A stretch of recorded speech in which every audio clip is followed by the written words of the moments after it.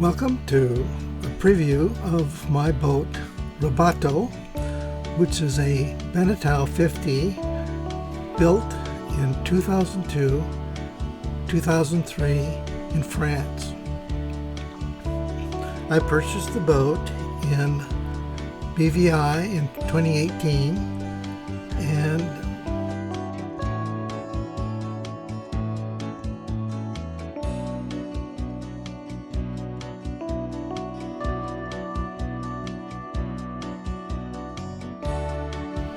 was at it.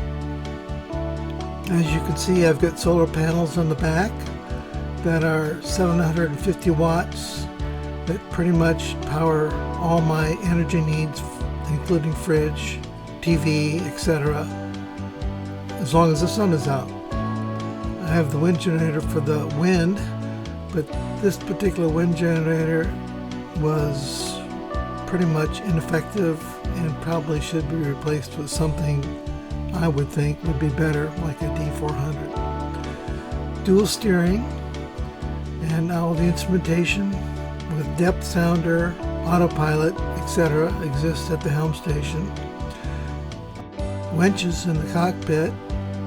One is a electric, which is the one you can see with the blue rope around it for the raising and lowering the mast. The other is a manual for adjusting reefing lines and topping lift, etc. Walking up the side of the boat, I have pretty much tried to keep the wood covered and varnished. It has plenty of hatches and plenty of air with the rods. There's a life raft which has expired, but I haven't checked it to see whether it's worth salvaging or not.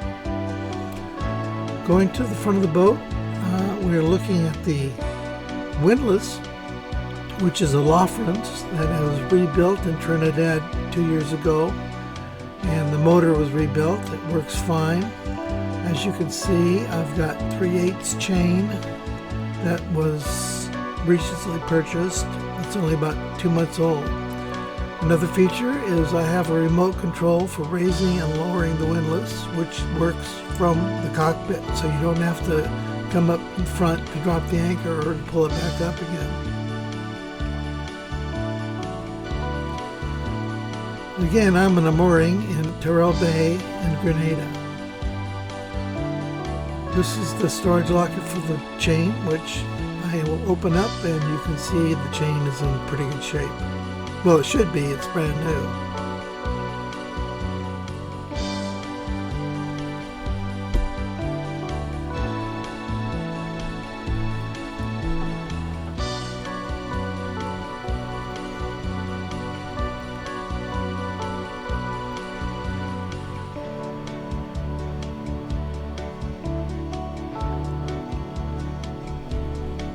The front is a furling jib, of course. Sails were recently checked and repaired in Trinidad. This is the forward hatch that was built on this particular model as a captain's cabin with a sink and toilet, but I don't think it was ever used as such. It's mainly now used for storage of spares, fenders. I got 300 feet of half-inch rope there.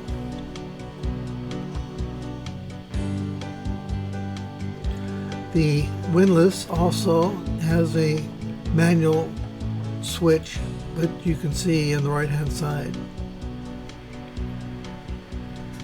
Going back to the cockpit, you can see the water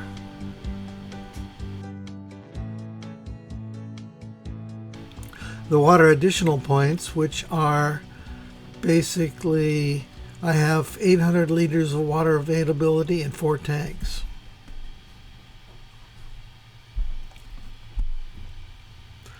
The dinghy is a 12-foot dinghy, inflatable hard bottom with a 9.9 horsepower, which comes with the sail of the boat.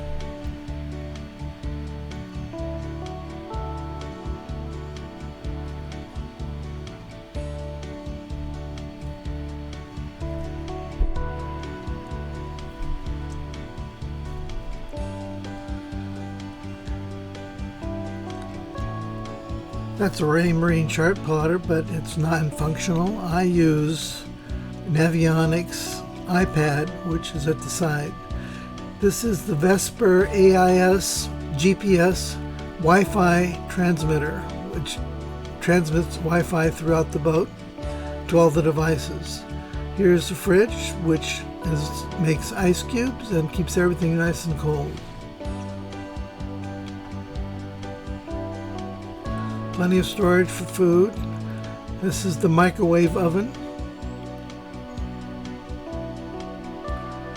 And I have a 30 burner stove with oven. Stereo throughout the boat. That's a trash dispenser there, which is a big can used for getting rid of trash, of course. This is the forward cabin. This is the four cabin model that is used for charters.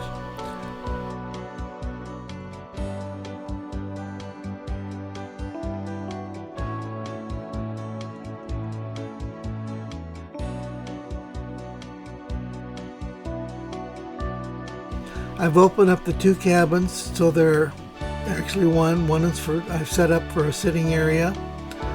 There are two heads at the front of the boat and two heads at the back of the boat, total of 4. Showers in each. 120 AC outlets available. Each toilet has its own holding tank.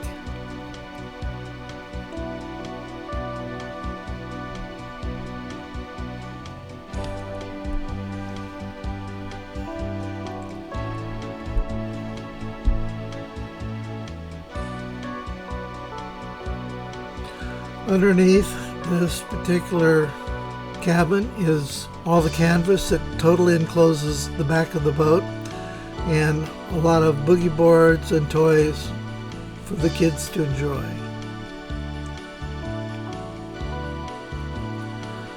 As you can see, I've got Wi-Fi for my TV, Netflix available. I've got Wi-Fi broadcast throughout the boat via a router that I've installed at the upper right hand corner. And at the helm station I also got OpenCPN that is basically used as a backup with radar. There's the controller for the solar system and 120 AC, VHF radio included. This is a typical of the back cabin availability. Double berths in both of the back, and there's also a shower and head included for each double berth.